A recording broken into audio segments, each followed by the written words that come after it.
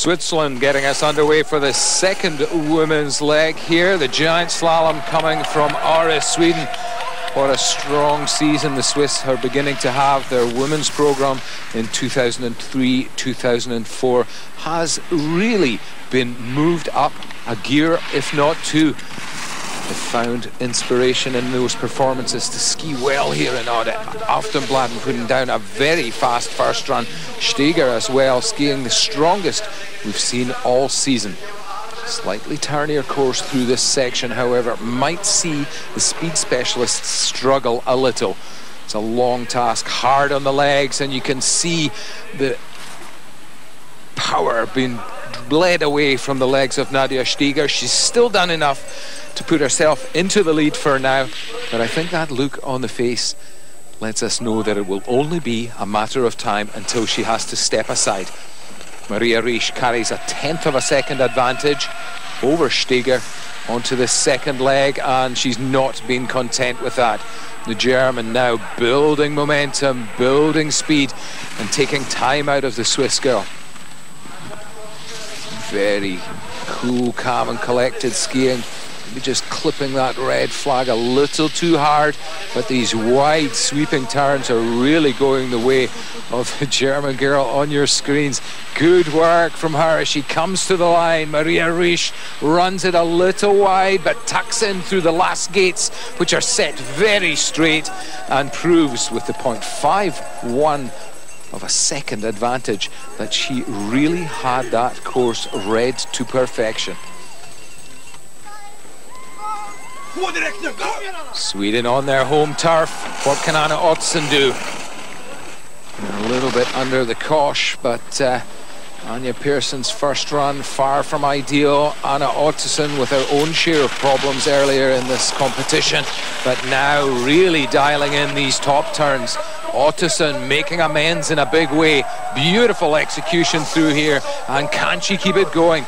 Wide sweeping turns are the characteristic of the second run competition, and Ottosson staying so low. Surely she's getting ahead of Riesch here. 44.57 was the target. It has easily been surpassed. 44.22 now the best second split in the second leg. Now the money turns approach, the toughest, widest, and almost the fastest turns of this competition, and Ottosson has kept the rhythm beautifully. Really has looked good from top to bottom, barring an error. Surely she's going to go into the lead from this point on. Maria Riesch, well, Riesch hangs on. I thought Ottosson was going to do it, and I think I read a little disappointment on the Swede's face as well. A look back shows, however, it wasn't from the lack of effort, and it wasn't from the lack of nice skiing. That really was good from Anna Ottosson. And she now hands over to her teammate, Anja Persson. Persson skiing to make amends. 10th position after the first run. We didn't expect that at all. Whoa, that's punchy stuff from Persson. Skis popping into the air. She's really trying to work the line, trying to get the skis high up above the turning gate to allow herself to drive down the fall line. And this is a flyer from Persson. Real classic giant slalom skiing from Persson, showing that that red tour leader bib has been worn by excellence and hard work on her part. She really is the queen of this discipline. My goodness, look at the difference in time. Over a second. Persson, we thought she was flying. She's going supersonic here. This is fantastic work from her, skiing to earn herself an overall World Cup title and the discipline title as well. And it almost went. She's within sight of the finish, and Persson isn't content to ski within herself. Hugely risky moves from Persson. The skis popping sideways, but now it's only a matter of running straight to the line, and Anja Persson goes clear into the lead. Well, what wouldn't she have given for a run like that earlier today? She now has to watch and wait. That's what she's telling us to do. Determination on the face, or what? Anja Persson going like a rocket on home snow here in Sweden. A few ladies remain who would dearly love to upset the Swedes' party, and Finland are going to be first to have a crack. Only 1700s though to protect Tanja Puutiainen from that charging run of Persson. And Puutiainen in trouble on the top section of the course. She tried to skate like Persson but couldn't make the edge bite. It's so hard up there. The Finn unable to get the carving action set up at the top of the turn. Got to settle down through here. A lot of terrain to be skied. That's good work. Drive forward. Keep the tips of the skis, the front parts, the shovels. Keep them in contact with the snow and you maintain control. But my goodness, the damage was done early on. And Puutiainen, even with a brilliant run from here on in, really will struggle to upset Anja Persson. They're giving it her all, and these are quick turns. The Finn has got a lightning touch there between the gates. You can see the power switching from one ski to the next. Has to go wide for the blue. Now can tuck it through the red, blue, red section to the line. Goes as low as she can. Punches for the line. But there was no coming back from those early mistakes for Tanja Puutiainen. That run, and when you compare it against this lady's efforts in the second leg, really was in a different class. The fastest from the first run, Maria Jose Rienda Contreras. Good job so far on the top.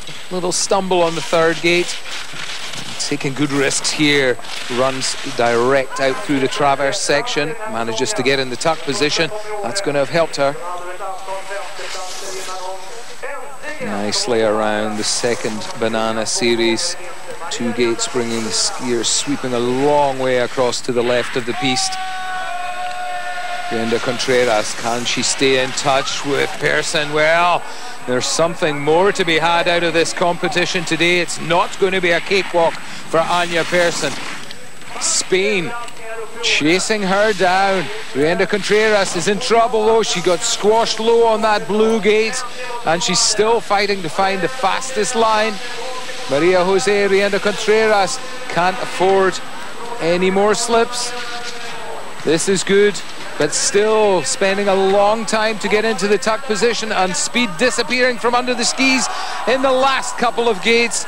And oh, what a punishment for Rienda Contreras. She's happy with the result, but look at that, it was only the third fastest run in the second leg of the competition, and right now it has Maria Jose sitting behind Sweden's favourite Anja Persson. 3 to go. First up, Elisabeth Görgel of Austria. Ooh, a big skid there, and another one follows. It's almost inevitable once the line has been lost. It's so difficult to find a rhythm of the course again. And Görgel still struggling to find the sweet line off of the steep pitch. We'll wait to see how much damage those errors have caused to her time. Lizzie Görgel's not waiting for anything. She's really got the foot on the gas. Look at the determination on the face of the Austrian skier. On 43.52 remains the fastest so far today. No need to remind you who it belongs to. Our local favourite Anja Persson, but Görgel, does she have anything left in the bag for this lower part of the course? Wide turns. A very clean technical skier, but she looks to have spent her energy higher up. The turns are clean, but there's no extra power, no extra momentum being generated from this lower part. Görgel now just 2 gates to go until she finds if she's done enough, and the answer is for her, unfortunately not. 3/4 of a second back off that blistering pace of Anja Persson. What a run the Swede has put in. You can't fault Görgel's technique, you can't fault her determination.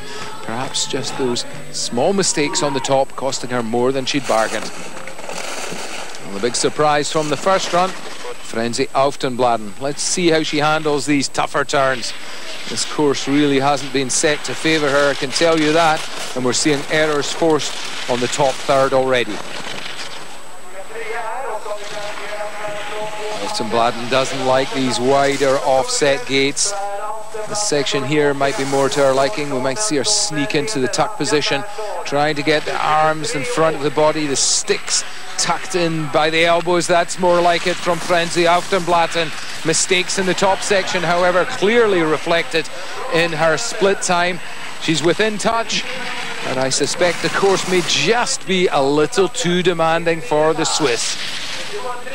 Auftenblatten not giving this one up without a fight. Cutting in tight, knows she has to try something desperate through this section. Good work from Frenzy Auftenblatten. Really putting in the pressure, piling it on through these lower gates, and now in her more familiar downhill tuck position, goes for the line, but it's all slipped away from Switzerland today. Sweden stay at the top of the heap, and only the 14th best time for Frenzy Auftenblatten in this second run.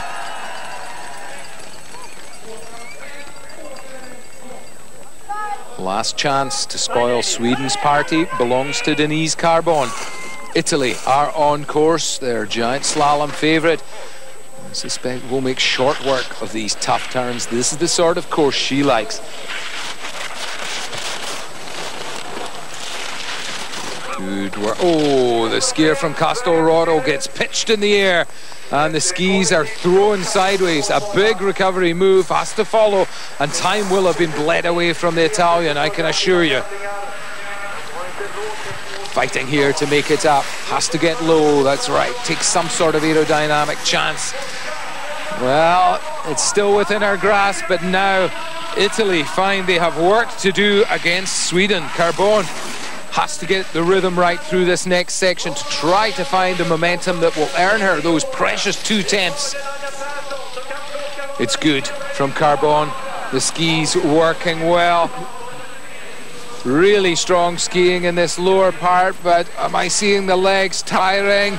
Oh, she's squashed, she's pushed offline, she's hardly into the tuck position. Carbon has let it slip away within sight of home and hands it on a plate to Anja Persson. The grandstand erupts, and the Swedish ski fans are absolutely delighted. Well, Anja Persson has wrapped up a couple of titles with this one and gives her famous penguin salute to her adoring home fans. Well, we saw that many times in this 2003-2004 winter season. Anja Persson tops the podium, takes the giant slalom title, takes the win today, and with it, the overall.